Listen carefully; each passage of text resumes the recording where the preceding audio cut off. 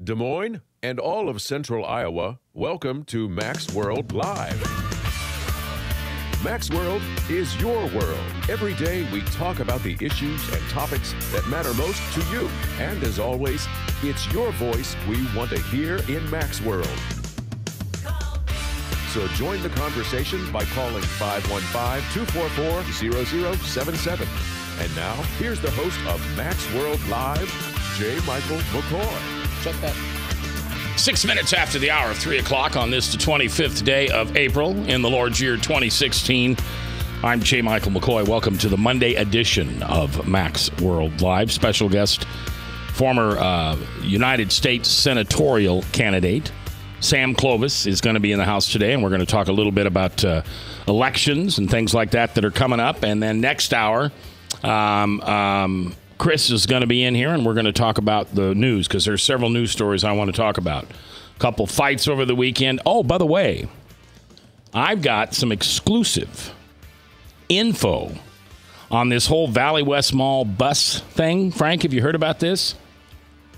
Frank, hello. Not on that description. Tell me more. Well, Valley West Mall decided the lease with DART for their bus stop outside of Valley West Mall is up, and Valley West Mall decided not to renew it. Not heard the story. And, of course, there are tremendous amounts of people upset at Valley West Mall because they're stopping this DART bus stop in front of their mall. And there's people, one kid who was he blind, I think? A young man that takes the bus there. Handicapped, yeah. And he's going to lose his job now because he can't get the bus there. And the fact of the matter is, DART's the bad guy here. And, of course, I don't have any problem exposing that kind of stuff, so I don't have any dog in this hunt. So, but we'll talk about that. I got some inside information. Also, as we speak, the 11th Annual Iowa Governors Conference on LGBTQ Youth is being held today in downtown Des Moines. If you remember last year, unbelievable. They were teaching the kids that were there how to put condoms on. They were talking about how to stay clean with multiple sex partners at once.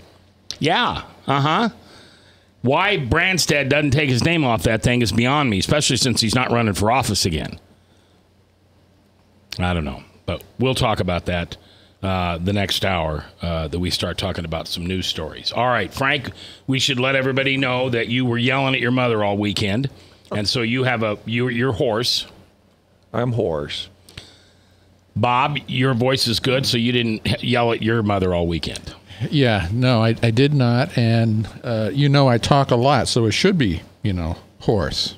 Well, I was listening to Friday's show. I took Friday off. Guess why I took Friday off, Sam? I wouldn't know. I bought a headstone. Did you really? Yes. I finally found the place. Wow. That I want to be laid to rest. I've got to get my head around that. So. Well, I wanted to be down at what's the one downtown? The good one? Glendale? No. Woodland? Woodland. I want to be down at Woodlands, but it's closed. Yeah. And so then I went over to Waveland. Yeah. Do you know how much a plot costs? No. $2,500 and more. Really? And more. Yeah. Now that's not even the vault. That's just the real estate. Let's think about extrapolate that to what it costs an acre. Then yeah, 6 foot by no, it's 4 foot. 4 foot. Yeah, every grave is 4 foot to the center, so it's 2 feet out. Okay. On both sides, and then you're 7.6 inches long. Okay. Unless you're 7 foot tall, and then of course you're more. But the average person is 7.6 feet. Yeah. So. Yeah. So I finally found where I'm going to be laid to rest, And I went out and figured out my headstone. So I'm sitting there listening to you yahoos while I'm over there at the monument company. They had us on. Well, and I thought that maybe was a bad omen or something. You missed some great entertainment, though. Ronald McDonald from McDonald's called.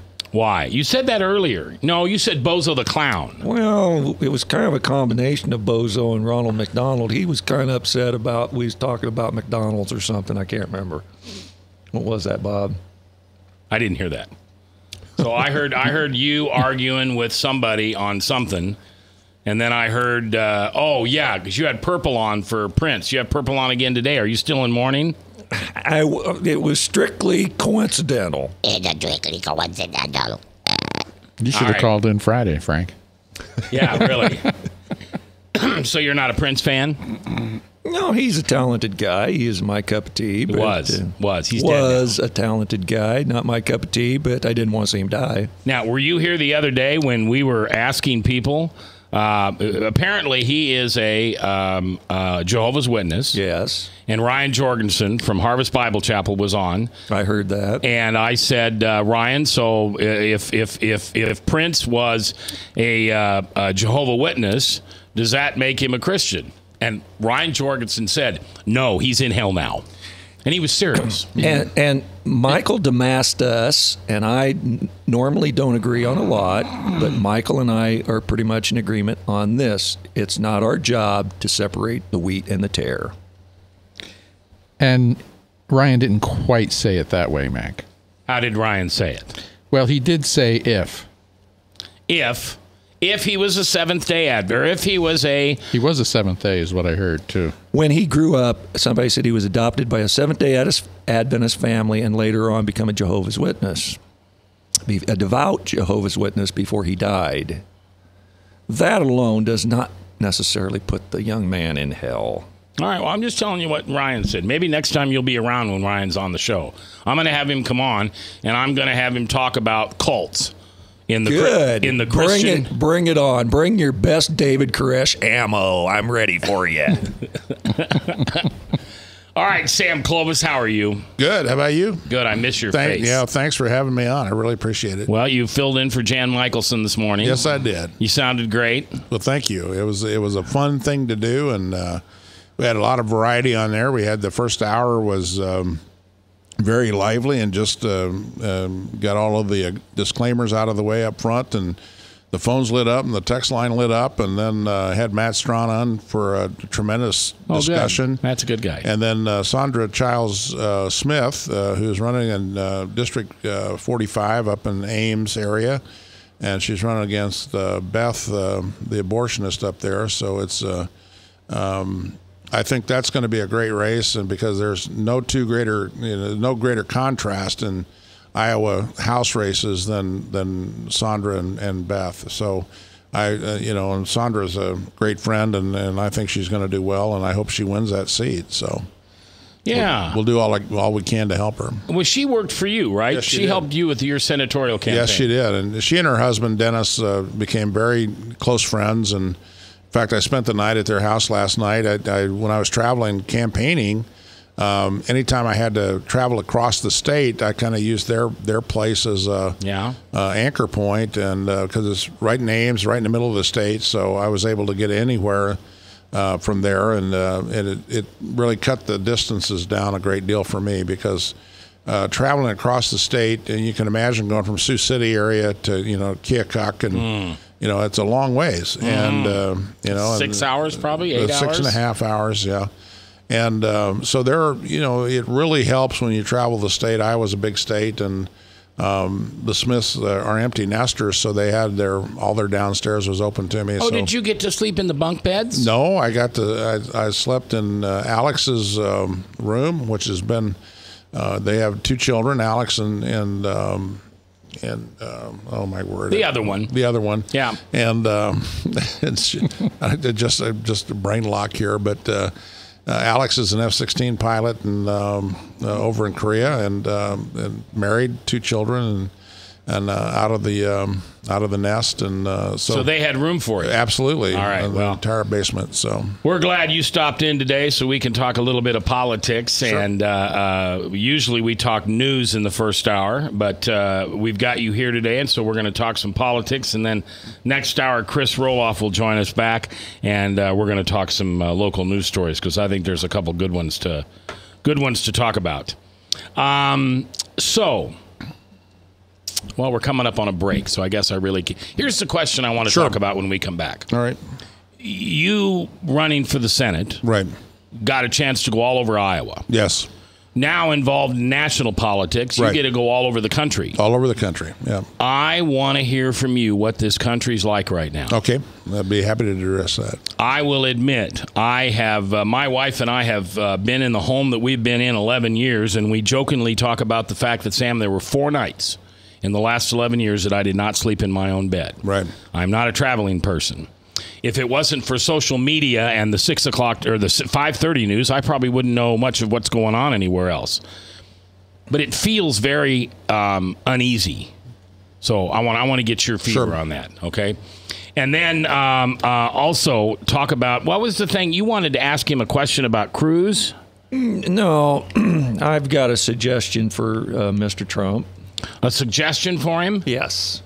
Is it a good suggestion? Well, is it divine? No, my daughter probably falls into one of the camp of never Trump. But she said to me that if Donald will come out and be more strong on pro-life issues, she will abandon that effort of no Trump and vote Trump. Well, I doubt if he's going to do that. But we'll talk all the national politics.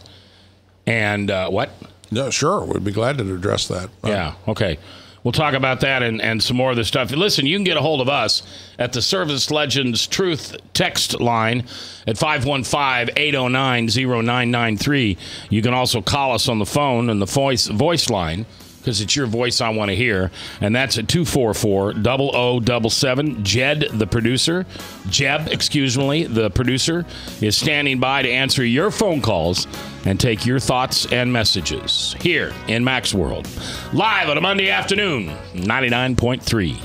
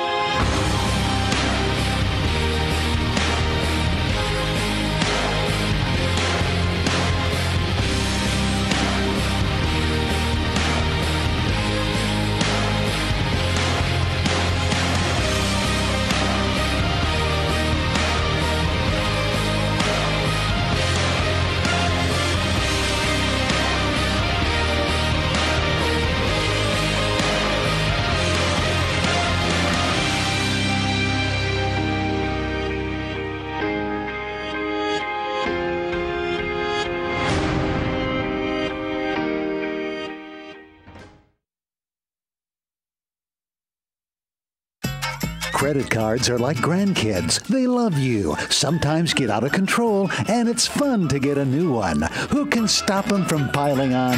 Hi, I'm Tom Coates with Consumer Credit of Des Moines. At the end of the day, you can return the grandkids, but you're stuck paying off bad credit card debt. We'll help you put the fun back into using credit cards responsibly. Right, kids? Yeah! If you need help getting credit cards off your back, call Consumer Credit of Des Moines. Hi, my name is David Burrier, your Hope Coach.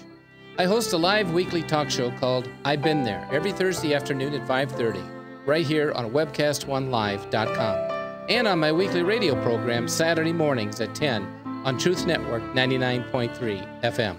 I interview common everyday people who have survived incredible life challenges and who testify to God's faithfulness in the midst of their storms. So join me as we bring a message of hope and encouragement. Everybody needs hope. I know, because I've been there. Hey everybody, I brought Northern Lights Pizza! And it's got Graziano sausage!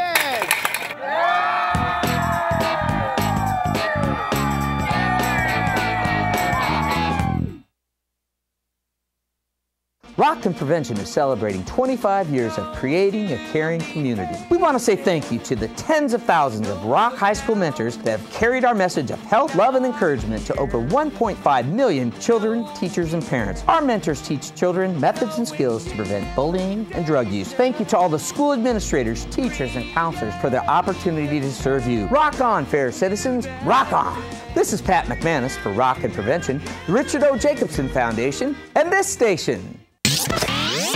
From the RE/MAX Real Estate Concept Studios, this is Webcast One Live. 3:21, 21 minutes after 3 o'clock, 25th day of April in the Lord's year 2016. J. Michael McCoy, I want to remind you, I've got a friend in the real estate business. You ever heard that saying? Yes, I have. Most of the time, you know, friends. I have a friend in the real estate business. Well, we all do.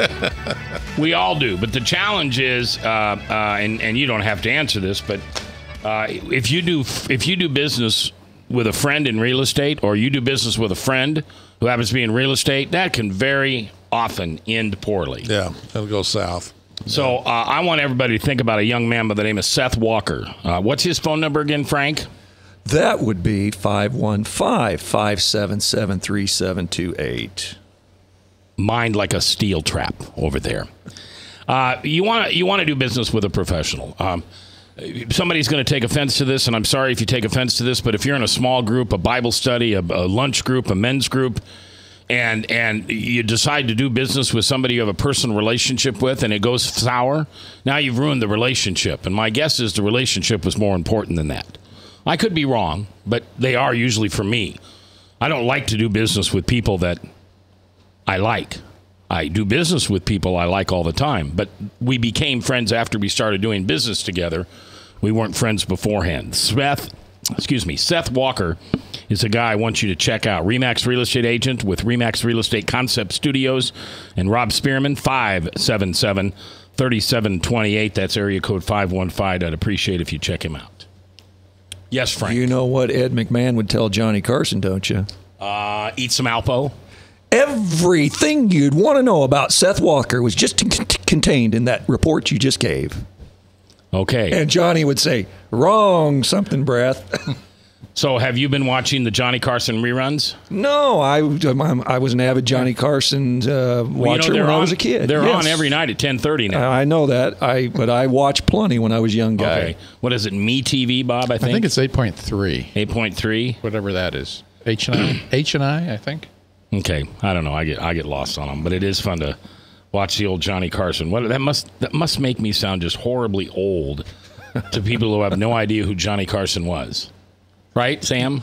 I remember him. So, well, we all. Jeb, do you remember him? No, seriously, he got 21 You don't even know who it is. He doesn't even know who you're talking about. The great Johnny Carson is. You don't even know who you're talking about. Wow. Yeah, Jack Parr before him. Yeah. Steve Allen before him.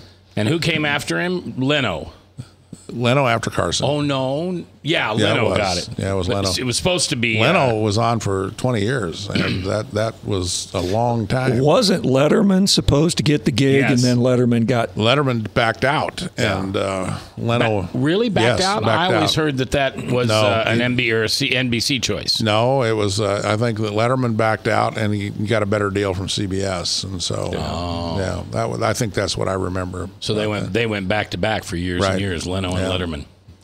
All right, so Sam Clovis is here. Sam ran for national office for the job of state senator.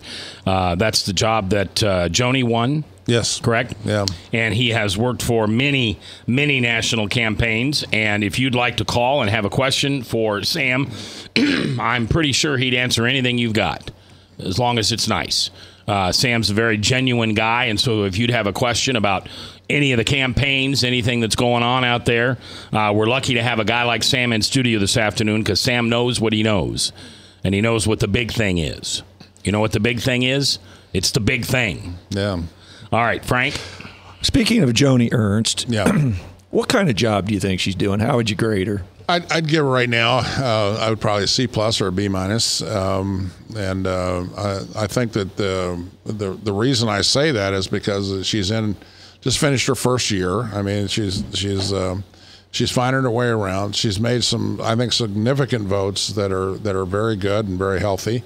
But I also think that she's influenced really dramatically by people who are there, like John McCain and Lindsey Graham. And I'm not sure that that's necessarily the people that I would pattern my behavior after.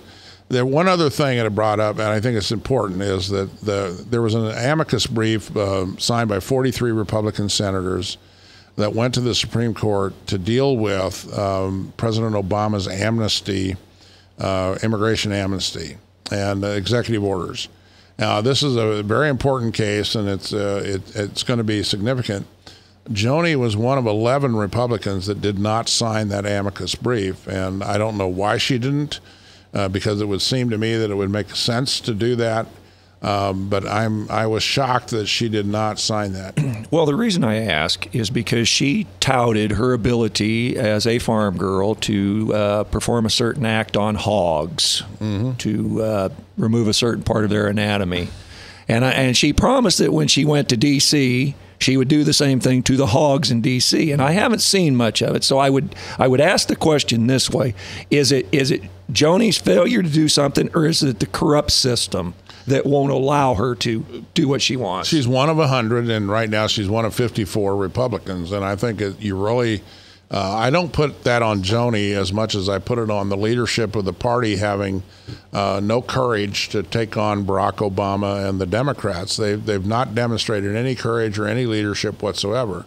So I don't blame Joni for that at all. I think that Joni left to her own devices. If there was different leadership, I think that she would be much more effective in that area. So I think that, from that side, and I think, the other thing is, I think she's got another 5 years. I mean, to be there, and I think that she's going to grow into that, being a United States senator from the state of Iowa and representing us well.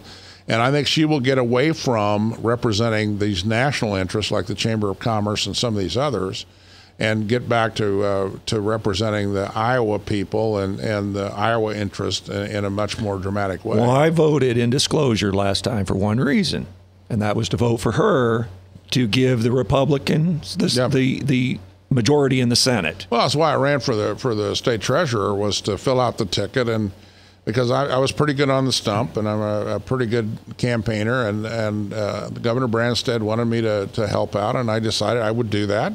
I didn't think I had a chance of beating Mike Fitzgerald, but I didn't do it for that reason. I did it to make sure that Joni was elected and that Harry Reid would retire, and we accomplished that. So, I felt very, very good about that. Sam Clovis is my guest today, a former senatorial candidate, United States Senate candidate, longtime Air Force pilot. Right, 25 years. You went really fast, right? I've been twice the speed of sound, yes, and I've been very high and I've been very low. I've been 1,000 miles an hour this far off the ground, and there's nothing quite like that. Because what you see actually is already under your airplane by the time it registers on your brain. And it's just one of the most remarkable and thrilling things I've ever done in my life. And flying airplanes was... it was a gift. I was blessed to have the physical and mental ability to do that, and it was one of the greatest experiences of my life. Yeah, I can only imagine. All right, so back to candidates for just a second. Sure. Excuse me. I think, Frank, you gave me your frog in the throat. Well, you wanted to get to the tinderbox that is this country before you forget. No, I do, but I want to ask you, any chance Grassley's going to get beat? I don't think so. I don't think that there's, Patty Judge isn't going to beat him, and I just don't. I think that she's the sacrificial lamb this time around. Somebody's got to run against him, and I think that she's going to be an interesting candidate, but I don't think she'll be formidable. I mean, she'll be interesting. So, all right. So Sam has been traveling the country for the last several months, working with different campaigns. And I'm protected. I live in Clive, Iowa, and I drive all the way over here to Merle Hay Road every once in a while to go to work. And on a real traveling day, I go to Ankeny or Easter Lake to see one of my kids. I just don't get out. What's it like out there? And I don't mean in Indianola or Davenport. I mean in Colorado. I mean in Washington. I mean in Texas. Well, I think that there's a palpable anger in this country, and I think what it is that people feel like that they have been lied to and disenfranchised. I know and what I mean by that is that the most of the people in this country that right now that we see out voting for Donald Trump or for Bernie Sanders or for Ted Cruz, even for that matter, are people who are fed up with being lied to, and this is the issue that we have. We have Angelo Codevilla wrote an essay on American Spectator back in October of 2010, and in that I think it's one of the greatest political essays ever written. And he wrote about the fact that we have a ruling class in this country and that we have a country class. Most of us are part of the country class. What's a country class? The country class is the flyover country. This is the average person that works every day, works hard, pays their taxes, does their job.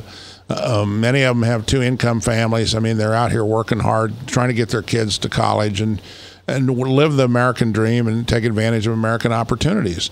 Well, the problem is that over the since 2000, wages in this country have not gone up. And in fact, in some states like Iowa, we've had a negative wage impact over the last several years. And we've had our GDP, gross domestic product growth, of 1.38% for the last 11 years, which is essentially no growth whatsoever. So we've been in a sustained recession, in my way of thinking, over all these years. So people are moving further and further away from the quality of life that we would expect or we would hope to get from working. And this is the thing that you see when you go to these rallies. This is not your typical Republican rally where you have middle-aged white people there that are middle-class white people. Yeah. This is not. You walk out on that stage and you get ready to introduce the candidate and you look around that auditorium, whether it's 5,000 people or 25,000, and I've been to both, and I've been out on that stage, and the thing that is so shocking and so striking is that you see people of every color, you see people of every station in life, you see people that are so fed up with what's going on in this country because they feel like they've been lied to. And it's both parties. This isn't just one party, it's both parties. And I think that one of the things that I talk about is, in fact, we worked so hard in 2010 to deliver the House of Representatives to the Republican Party. We did that. Yes, we did. And so what happened in 2011? Sequestration. So we go out here and we work hard in 2014 to deliver the Senate to the Republican Party. And so what happens, the ink isn't even dry on the ballots from November, and the Senate, with a Republican majority coming in a lame duck session, gives President Obama one of the most egregious, worthless budgets that's ever been allowed. And then last year, the same thing happens. So we see over and over again that everything that happens is the Republican Party or the leadership of the Democrat Party go out there and they pat us on the head, say, we know better than you, we're smarter than you, we went to better schools than you, so just leave it to us and you just be quiet and we'll take care of you. Well, that isn't working anymore because the American people are sitting there saying, well, you're not taking care of me. I can't feed my kids. I can't put my kids in college. I can't buy a new car.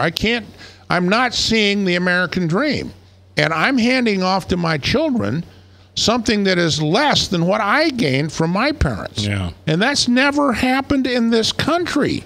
And that's what's going on, and that's why people are so angry. This is why you see people who have never voted in elections are turning out in droves. This year, 8.5 million more Republicans have voted in the primary process than voted in 2012.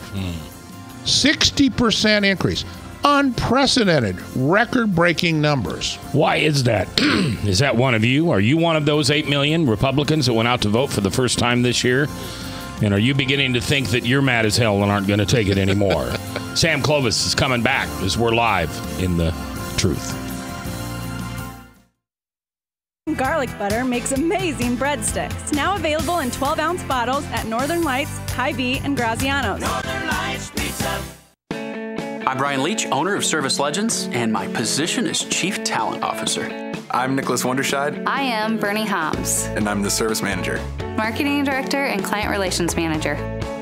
Everything that we do is about ensuring that we exceed your expectations. Our clients are important to us. 100% satisfaction. We're not just focused on heating and cooling. That's the easiest part of our job, actually, is fixing furnaces and air conditioners. Everyone that we come in touch with, we want to improve lives. Bottom line is, we've got our installation guarantees, 25% energy savings guarantee, comfort guarantee, temperature selection guarantee, property protection guarantee. 100% satisfaction guaranteed, fixed rate or it's free. All of those guarantees are backed up with a 100% money-back guarantee to hold ourselves accountable to making sure that you get what you're after. Just fixing the problem today. If they have another problem 5 days down the road, it's still fixed rate or it's free. We use what's called straightforward pricing. Our technicians are going to give you an exact to-the-penny price on what it's going to take before they move forward with any repair. That way you know what to expect. It's the same price every day. No surprises. If you get off work at 5 o'clock in the afternoon, you come home, you realize that, oh, my furnace is broken. Now you need to call somebody out that night. You shouldn't have to pay more for that. We're guaranteeing service 24/7. We run afternoons, evenings, nights, weekends. We're staffed to work that. Phone rings at 3 in the morning. You'll get one of our representatives answering the phone every time. We're not sending you out to Timbuktu in some call center. It's our Service Legend team members, our mission control team. I'll take a call anytime. And then they answer the phones the same way during the day as they do at night. It's a great day at your service company. How can we make you smile? That's the only way to provide true 24-hour service. When you're able to let somebody actually live in their home safely when they weren't able to do that before, where they don't have to stay up at night and worry about, is the heat going to come back on? Are we going to freeze the pipes? Is the baby in the room next door going to be sick because they got too cold? When you're able to help somebody overcome challenges like that, that's impacting a life. That makes a difference. I get goosebumps thinking about it. I love the team. I love the people that I work with. We have fun, but we work hard. I call them my ambassadors of legendary service. If you could just envision what that is, that's who we're sending to your home. They literally will call in, pick up the phone and call and say, hey, I want to talk to your manager. And I get on the phone, they're like, that technician that was at my house was the greatest technician ever. That's cool to me. We want to brighten people's days. Every person that we have going into the house has gone through an extensive background check. Drug testing, we have a very thorough interview process that 1 out of 140 people make it through. If we promise you something, that's what you're going to get, no matter what. We're here when you need us to protect the safety and comfort of your family. If you're not happy, we're gonna make it right. If we're willing to put 100% money back guarantee on what we do, what type of work do you think we do? Give us a call. We're there for you 24/7, 365 days a year. Enough said.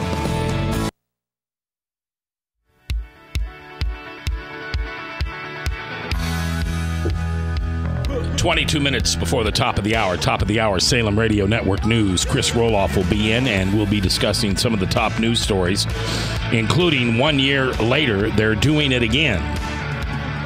The governor's 11th annual conference on the LGBT youth is being held today in downtown Des Moines. It's designed to address the issues facing young lesbians, gay, bisexual, transgender, and questioning Iowans. Among the topics are anti-transgender bathrooms, religious exemption laws, conversion therapy, hate crimes. Oh, my. I don't know why the governor keeps putting his name on this. He's not even up for re-election. I don't know. Anyway, that's one of the things we'll be talking about next hour here with Chris Roloff on The Truth. Do you ever notice that water is kind of easy, that it just ends up self-leveling itself? It never has much problem. It usually self-levels. Why does the government get involved in these problems? It will just resolve themselves. Guys and girls will figure out where they need to go to the bathroom. They don't need the government's help. Well, you'd think that was true, but it's the LGBT movement. It has nothing to do with where we're going to go to the bathroom. It has everything to do with taking God out of schools and our society and letting the accuser run amok. And there was an article on Drudge today that talked about that Michelle Obama was asked about protecting the president's legacy, and one of the things she's proudest of is moving the military to a more politically correct military.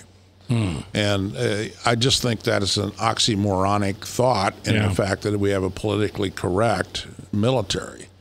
And the reason is that lethality on the battlefield is the end game. That's what you want. And how you get there is really ought to be left to the commanders to sort that out. And so I think it's really remarkable that is a significant achievement on the part of the Obama administration, is to make Marine boot camp co-ed. I mean, really, that's your big deal. That's your big deal. She finds the most interesting things to be proud of, doesn't she? Well, she is. Well, I'm glad she's proud of something, because there for a long time she wasn't proud of anything. So.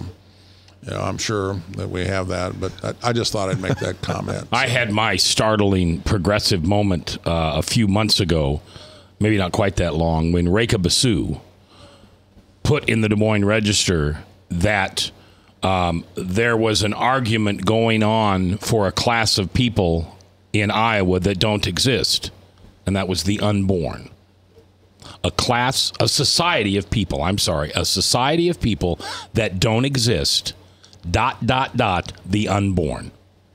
Well, that's not true scientifically or any other fashion. And so we know that life begins at conception, and we think that this is an issue. This gets into some tricky ground, though, because you start talking about the personhood movement and a lot of other issues. There are some issues. I want to address something you brought up about Donald Trump's position on life. He's been very clear. It's not been reported well, but he's been very clear that he is pro-life, with exceptions, and those exceptions are rape, incest, and the life of the mother. Right. And he's said that 1,000,000 times. And so, unfortunately, I don't know if this is the case for your daughter or whatever, but oftentimes that's not enough. I mean, I'm a pro-life person without exception. I mean, I make no life exception. of the mother would be an exception, wouldn't it? Well, that's what I said. It was rape, incest, and life of the mother. That's the way most Republicans view the world. I mean, a vast majority, a large majority of Republicans. And he's made comments about the fact that the platform of the Republican Party needs to reflect that. And I think that is, I don't think that's going too far afield, because that really is what the sentiment of most Republicans is that.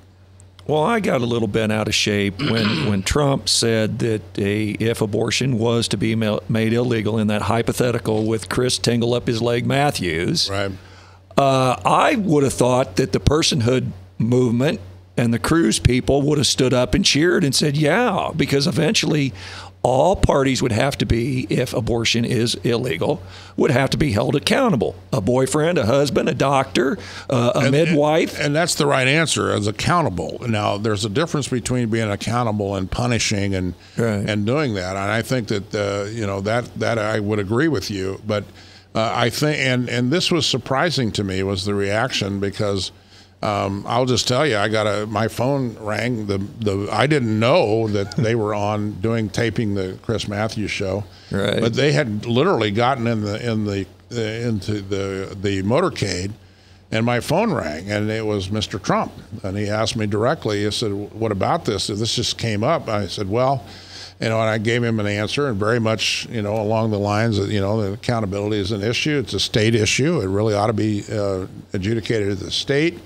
And I said, this is a personhood issue, but there are traps on both sides of this, so be aware. Right. And so I walked him through that, and then, it took us a day or so to get that genie back in the bottle. But and I do think it's a fascinating, question. Every Republican that's ever run for office, at least in the last couple of years, has been asked that question. And the first response is, first off, that's a hypothetical. We shouldn't answer hypothetical questions. The second is that society and all members of society are accountable for their behavior. Right. And this is the answer, and you leave it at that. Right. And so, because that is true, all people are accountable for their behavior. Can I ask you a question Yes, about sir. the black vote? Yes. I've heard reports the average black vote that an average Republican gets in a given political year is about 9%. 7%. 7 to 9%. Yeah. I've heard statistics that Trump will get as low as 4, and I've heard some statistics that he will get as high as 25. Where do you think the truth lies in that? Because I think he's underrated among black voters. I think he's going to get much more than they're saying he's going to get. I agree, and I think that it's significantly more, because again, when you go to the rallies, I mean, it is a rainbow of people that you see in the audience. I'll just give you an example. I was in an event in Dallas, Texas. We were at the American Airlines Arena. It was the first big rally that I ever went to as an employee of the Trump campaign. And I said it, so it's out there. But and like you said, everybody knows. If anybody knows me, they know what I do.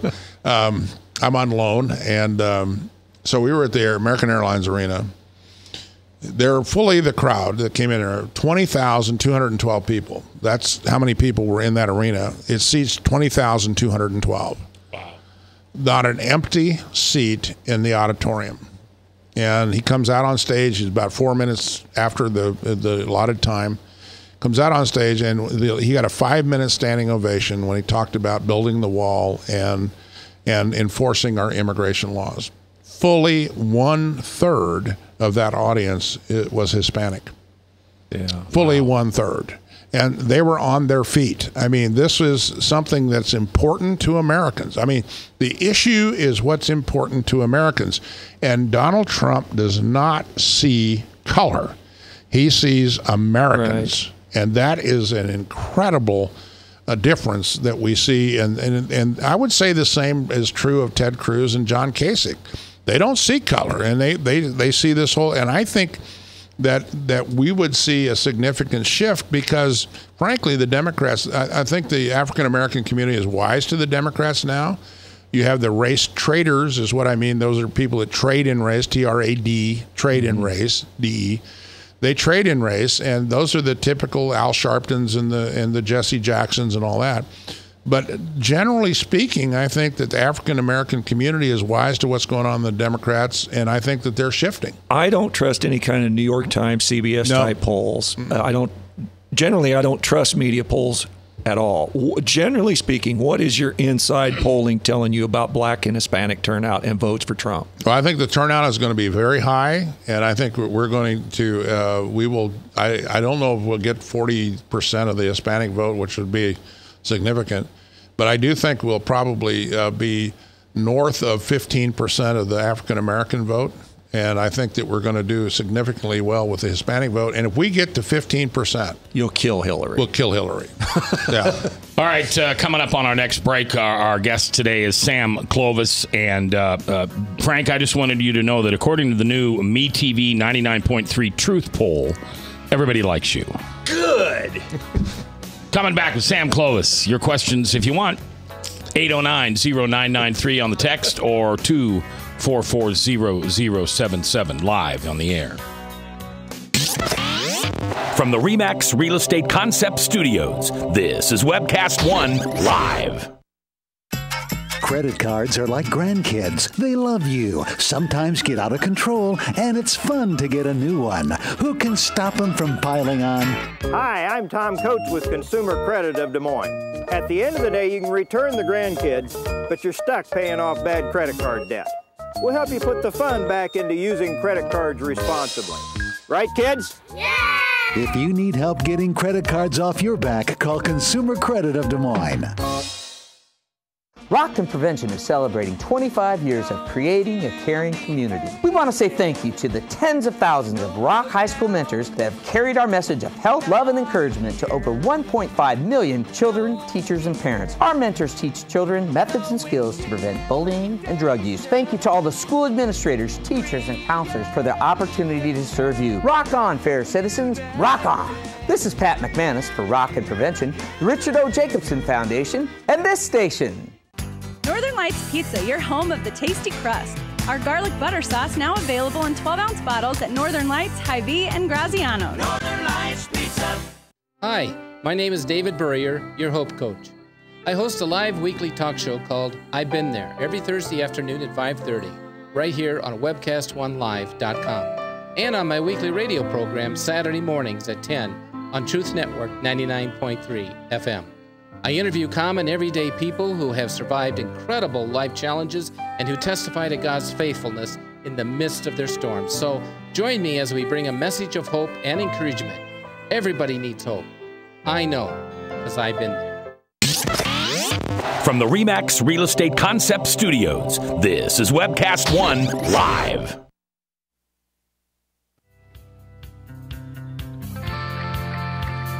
10 minutes before the top of the hour, 3:50, 25th day of April in the Lord's year 2016. A lot of numbers there. What does it mean? It means we're almost done. 1 hour left, and next hour, Chris Roloff comes in, and we're going to run through some of the news stories going on and check on what we can make of some of those. We've been talking a little bit about Trump and this whole thing, and I've got a big news story we're going to go into here, which people are now saying that Cruz is whipping his behind in the unregistered delegates. Is that right? Or the unbound? Unbound, yes, the unbound. And apparently he's been doing a pretty good job of that. What do you hear on your end? Well, I listened to Rush today for a little bit, and it was a great luxury. I don't get to do that very often, but Rush went through the whole process, and a lot of people don't understand the delegate process and how it works. I mean, most of the states bind their delegates to the first ballot, whatever comes up in the result in the state. In Iowa it'll be 8, 7, and 7. It'll be that'll go out there. So who's the third 7? Rubio, because he came close and the rounding up and all that. But that's what has to happen. I mean, those are the votes that are there. And the issues that a lot of people don't realize is once the first ballot is over, in most states, all the delegates are unbound and they're allowed to vote from whomever. And it is important. We've not had this phenomenon in a long time. So whipping delegates has not been an issue for most candidates. So Cruz is, because he cannot win outright the nomination, he's left with only going out and being able to whip delegates, and he's done that. He's done a tremendous job of that, and he ought to be applauded for that. I mean, because that's the rules. He hasn't broken any rules. Nobody's violated any rules. These are the rules that exist today, and I think what we've done is exposed a lot of the issues. I'm a primary guy. I don't, and I know it's heresy in the state of Iowa to say that you don't like the caucuses, but I think that elections ought to be in the hands of the Secretary of State, and they ought to be certified. Yeah. And how the state party decides to relegate the delegates is really, every state's different. In Florida, they're bound for the first 3 votes, first 3 ballots. And some states, they're not bound at all. And so you go in and so every state is different. And so I think that people get all upset over this when in fact nothing is new. This is not new at all. This has been going on for the last 40 years. Yeah. Bob, you have a comment from Army Brad on the Service Legends Truth text line at 515-809-0993. Yeah, first of all, Brad said stop being nice to Cruz, from one thing. Also, he wants to know... I'm a generally nice guy. I mean, that's just where I am. So he wants to know Trump's stand on women in combat and the current push to put women in all units. Well, it's interesting you bring that up, because I just answered a survey from one of the organizations is a military organization, and the response that we have from a campaign perspective is that field commanders need to have more input into what the circumstances are. We cannot change the physical standards required for people to serve in units on the front line. And that means not changing requirements. Field commanders should be there to set those requirements and set what those physical standards are. And then we put the people that meet those standards into those type of units. And I think that's a reasonable approach. And I think, frankly, that the Obama administration would agree with that. Because if you don't change the physical standards for these things, then the likelihood of women crossing those thresholds is very low. I mean, because it is almost impossible physically for a woman to meet the physical demands of frontline combat units. Why can't they change the rules? Well, that's the problem, though. Because then what you end up doing is you reduce the lethality of your organization, and that is going to cost lives. And that is absolutely contrary to what we would expect from responsible military command.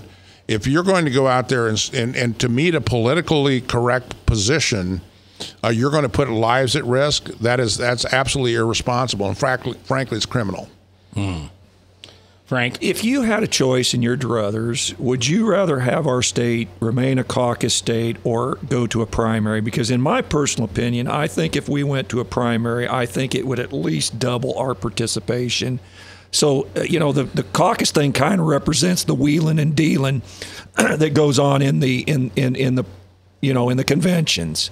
That's more of an accurate depiction of that. What would be your choice if you had the choice? If I had my choice, and I've said this many times, that I prefer primaries, because I think elections that are held in states ought to be in the hands of the Secretary of State. They ought to be certified. There ought to be machines. There ought to be uniform. And I do think that our turnout would be, we already had a huge turnout this time at the caucuses. I think it would be even higher if we had a primary, because we would have more people be willing. And the other thing is, you go to a caucus location that occurs at one point at one time on one night. Right. If you have a primary, then you have early voting, you have absentee voting. Every state's different in that. So you're going to increase the number of people that are going to turn out and vote simply because of the dynamics of a primary. All right, Sam Clovis is here, just about ready to run out of time.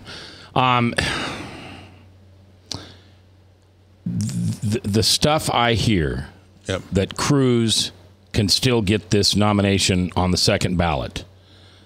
The only way that makes any sense to me, and I'm not the sharpest knife in the drawer, Sam, but I've just been hanging around a long time. The only way that thing can happen is with chicanery. No, not at all. He could legitimately take it on the second ballot. Yes, and the reason is because of the delegates are released after the first ballot, and they can vote for whomever they wish. And so if Trump or if Cruz has done a better job of recruiting Cruz sympathizers, and the second ballot comes around and those people are unbound, then you're going to see a different outcome. So what about these people that you tell me that for the first time have come out, they're interested in the elections, and they follow Donald Trump? I have a feeling they'll just go nuts. They will go nuts, and Rush Limbaugh said the same thing today. He says if Donald Trump does not receive the nomination of the Republican Party has no idea of the nuclear fallout that will occur, and it will be nuclear. The Republican Party will basically be over. Eventually, it will absolutely, in essence, cease to exist. That's the stakes. Those are the stakes. Everything I look at says Hillary's the next president. No. Absolute nonsense. Okay. And let me tell you, Ronald Reagan, and this is the point I make to everybody, in May of 1980, I know what you're going to say. Ronald Reagan was 42 points behind Jimmy Carter. Yep. And it turned out okay. Yeah. All right, Sam, I appreciate you being here. We miss your face. I wish you'd go back into retirement with your dogs and your beautiful wife and come down here and have a little spaghetti and spend time on the radio. Yeah, I would love to do that. Well, we'll do it again, my friend. Thanks, Mac. Appreciate it. Sam Clovis in studio today. We'll take our long news break at the top of the hour, giving you all the local and national news. And then we'll come back, and I've got 1, 2, 3, 4, 5 stories. And a little personal thing I'd like to share with you today, if you'd let me. That's coming up next hour here live in Mac's World on The Truth. Yep, it's The Truth. 99.3 KTIA, powered by webcast1live.com.